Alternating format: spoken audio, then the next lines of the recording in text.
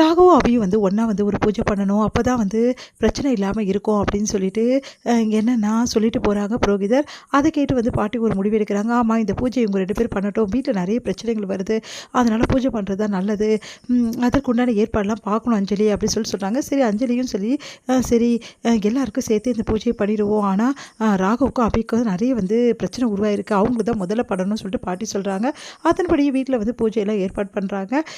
அதன்படி வந்து ராகவ் கிட்ட வந்து கேட்குறாங்க, என்ன ராகவ் இதில் ஓகேவா உனக்கு அப்படின்னு சொல்லிட்டு கேட்டோன்னே ராகவ் வந்து உங்கள் விருப்பப்படியே பண்ணுங்க அப்படின்னு சொல்கிறாங்க. அது கேட்டு எல்லாம் அதிர்ச்சி அடைகிறாங்க. ராகவா இப்படி பேசுது அப்படின்னு சொல்லிட்டு தொடர்ந்து வந்து அபிகிட்ட ராகவ் வந்து நல்லபடி பழக ஆரம்பிக்கிறாரு. அவங்கக்கிட்ட கோபத்தை குறைச்சிக்கிறாரு. அதே டைமில் அபி சொல்கிறதையும் கேட்குறாரு. அதை பார்த்து அபி வந்து ரொம்ப சந்தோஷப்படுறாங்க. முன்ன மாதிரி ராக்கி பாய் இல்லை, எங்கிட்ட நல்லா பேசுகிறாரு, நல்லா பழகுறாரு, எனக்கே ஒன்றும் புரியல இது அப்படின்னு சொல்லிட்டு யோசிக்கிறாங்க. இந்த சூழ்நிலையில் இவங்க 2 பேரும் ஒன்றா பழகத்தை பார்த்துட்டு முரளி செமையாக டென்ஷன் ஆகிறாரு. என்ன இவங்க 2 பேரும் எப்போவுமே சண்டையில் தானே இருப்பாங்க, இப்போ என்னென்னா அமைதியாக போகிறாங்க, ராகவ் என்னென்னா கோபமே பட மாட்டேங்கிற அபி மேலே, இதெல்லாம் நல்லதுக்கே கிடையாது அப்படின்னு சொல்லிட்டு யோசிக்கிறாரு. இதில் வேறு பூஜை வேறு பண்ண போகிறாங்களா, அந்த பூஜை நடக்கவே கூடாது அப்படின்னு சொல்லிட்டு யோசிக்கிறாரு முரளி.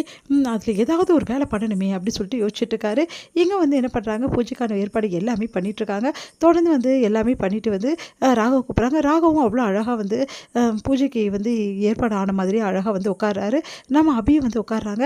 2 பேரும் ஒருத்தர் பார்த்து சிரிச்சுக்கிறாங்க. இதையெல்லாம் பார்த்துட்டு செம்மையாக டென்ஷன் ஆகுது முரளிக்கு. இவங்க 2 பேரும் இப்படி இருக்காங்களே, ஆனால் இதை விட மாட்டேன், எப்படியாவது வந்து இந்த பூஜையை நாங்கள் வந்து தடுத்து நிறுத்துவேன் அப்படின்னு சொல்லிட்டு யோசிக்கிறாரு. அதன்படி என்ன பண்ணுறாரு, பூஜையில் ஏதாவது ஒன்று பண்ணணுமே அப்படின்னு சொல்லிட்டு யோசிச்சுட்டு என்ன பண்ணுறாரு, அங்கே இருக்க அந்த அந்த ஃப்ளவர்ஸ் எல்லாத்துலேயுமே வந்து சரி ஏதாவது ஒன்று பண்ணணும் அப்படின்னு சொல்லிட்டு அதில் வந்து விஷப்பூச்சியை வந்து கலந்து வச்சிடுறாரு. இது கண்டிப்பாக கொட்டினா ராகவுக்கு கண்டிப்பாக வந்து பிரச்சனை உண்டாகும், அதுக்கப்புறம் என்ன ராகவுக்கு பிரச்சனை உண்டானா இந்த பூஜை எப்படி நடக்க போகுது அப்படின்னு சொல்லிட்டு பார்க்குறாரு. பூ எடுத்து போட சொல்கிறாங்க. பூ எடுத்து போடும்போது ராகவ் போக போகிறாரு. அப்போ வந்து வீட்டு மகாலட்சுமி தான் முதல்ல பூ போடணும் அப்படின்னு சொல்கிறாங்க. சரின்னு சொல்லிட்டு அபி எடுக்க போகிறாங்க. அந்த பூவை கரெக்டாக அந்த விஷப்பூச்சி வந்து கையில் கடிச்சிடுது அபியோட கையில். அப்புறம் வந்து அபி வந்து அலறி துடிக்கிறாங்க. உடனே ராகவ் பயந்து போயிடுறாரு. என்னாச்சு அப்படின்னோடனே கையெல்லாம் அப்படியே வந்து வீங்கிடுது. உடனே பயந்து போகிறாரு. என்னாச்சு அப்படின்னோடனே முரளி வந்து அபிச்சலத்தை கடிச்சிடுச்சே, இந்த ராகவை கடிக்கணும்னு நினச்சதே அப்படின்னு சொல்லிட்டு டென்ஷன் ஆகிறாரு. உடனே வந்து வேணா அபி வா முதல்ல டாக்டர்கிட்ட போய்டா, அதெல்லாம் ஒன்றும் இல்லைங்க, இதுக்கெல்லாம் நிறைய கை வைத்தியெல்லாம் இருக்குது, அதை பண்ணாவே போதும் அப்படின்னு சொல்லிட்டு இந்த மஞ்சள் முதல்ல எடுத்துகிட்டு வாங்க, அதுக்கப்புறம் இது பார்க்கலாம் அப்படின்னு சொல்லிட்டு மஞ்சள் ஃபுல்லாக போட்டு விட்டுறாங்க. விஷமுறி எடுக்கும் அப்படின்னு சொல்லிட்டு சில இலைகளெல்லாம் பறித்து அதில் போடுறாங்க, கட்டி விடுறாங்க கையிலலாம். அங்கே வந்து அந்த புரோகிதர்லாம் பண்ணி விடுறாங்க. அதெல்லாம் பார்த்துட்டு சரி இப்போ எப்படி இருக்குது அப்படின்னோடனே இப்போ பரவாயில்லைங்க, முதல்ல பூஜையை முடிச்சிடுவோம், அதுக்கப்புறம் டாக்டர் கிட்ட போகலாம் அப்படின்னு சொல்லிட்டு முடிவு பண்ணி பூஜை நடக்க போகும்போது அபியால் தாங்கிக்கவே முடியல. அப்படியே ஒரு மாதிரி கேராக எடுது, அவங்களுக்கு மயக்கமாக வருது, அப்படியே விழ போகிறாங்க. உடனே தாங்கி பிடிக்கிறார் நம்ம ராகவ். அப்படியே தோல் மேலேயே சாஞ்சிக்கிறாங்க. அபி என் மேலேயே இரு அபி, என்கிட்டயே சாஞ்சிக்கோ, இப்படியே பூஜை பண்ணலாம் அப்படின்னு சொல்லிட்டு லைட்டாக வந்து அந்த பூவெல்லாம் எடுத்துகிட்டு 2 பேருக்கும் அந்த பூஜையை பண்ணி முடிச்சிடுறாங்க. வளம் வரணும்னு சொல்கிறாங்க. அதே மாதிரி அந்த நேரத்தையும் வந்து வளம் வந்துடுறாங்க. அப்போ வந்து அவங்களால நடக்கவே முடியல. நம்ம ராகவ் என்ன பண்ணுறாரு, அபியை தூக்கிக்கிறாரு. தூக்கிட்டு அவ்வளோ அழகாக வந்து பிரகாரத்தை வந்து வளம் வர்றாரு. அப்படியே வந்து அபி வந்து கண்ணை மூடாத அபி, இப்போ டாக்டர் கிட்ட போயிடலாம் அப்படின்னு சொல்லிட்டு, நான் அப்பயே சொன்னல போயிடலான்னு, இதெல்லாம் வேணாம்னு சொல்லிட்டு கேட்கிட்டியா அப்படின்னா, பரவாயில்லைங்க முடிச்சிடலாம், அப்போ தான் பாட்டி மனசு சந்தோஷப்படுவாங்க, வீட்டுக்கு நல்லது இல்லை பாதியில் நிற்கிறது அப்படின்னு சொல்லிட்டு முடிச்சிடுறாங்க. முடிச்சுட்டு வந்து அபிக்கு வந்து அந்த பிரசாதம் எல்லாமே கொடுக்குறாங்க. சரி இப்போ போகலாம் அப்படின்னோடனே, போகலாங்க, ஒன்னாலலாம் போக முடியாது, நானே உன்னை தூக்கிட்டு போகிறேன் அப்படின்னு சொல்லிட்டு ராகவே தூக்கிட்டு போகிறாரு.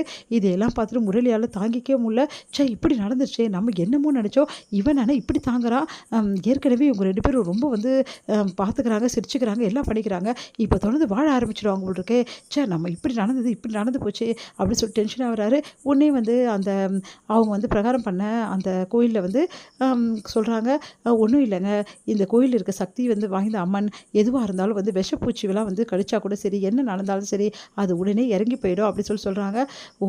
இப்போ காப்பாற்றினது வந்து கண்டிப்பாக அம்மன் தானா, சாமியே எனக்கு எதிராக இருக்கா, எந்த சாமியாக இருந்தாலும் என்ன ஆனாலும் சரி என் அபிச்சலத்தை எங்கிட்ட பிரிக்க முடியாது அப்படின்னு சொல்லிட்டு முரளி வந்து யோசிக்கிறாரு.